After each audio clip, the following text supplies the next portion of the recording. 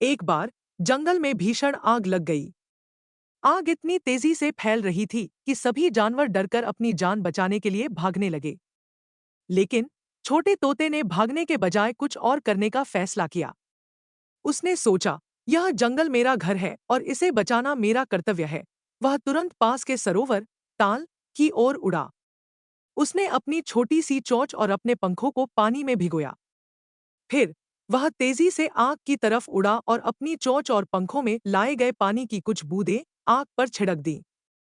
यह काम बेमानी था, क्योंकि विशाल आग के सामने पानी की वह थोड़ी मात्रा नगण्य थी।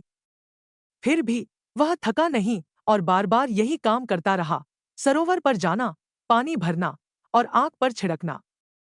स्वर्ग के राजा इंद्र ने जब आकाश से यह अद्भुत दृश्य देखा, तो उन्हें तोते का साहस और निस्वार्थ प्रयास देखकर आश्चर्य हुआ।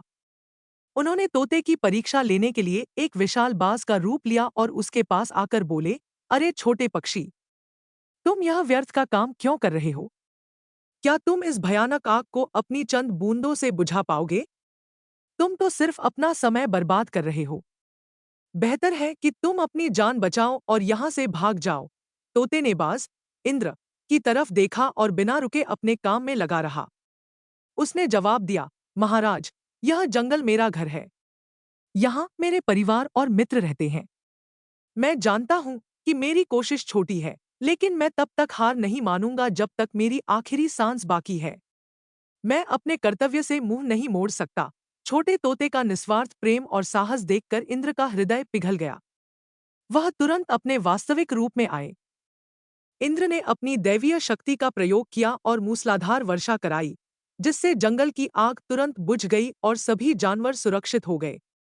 इंद्र ने तोते को आशीर्वाद दिया और उसके इस महान कार्य की सराहना की। सीख इस कहानी से यह शिक्षा मिलती है कि साहस और निस्वार्थ सेवा में आकार मायने नहीं रखता। एक छोटा व्यक्ति भी अपने दृढ़ संकल्प और कर्तव्यपरायणता से बड़ा काम कर सकता है।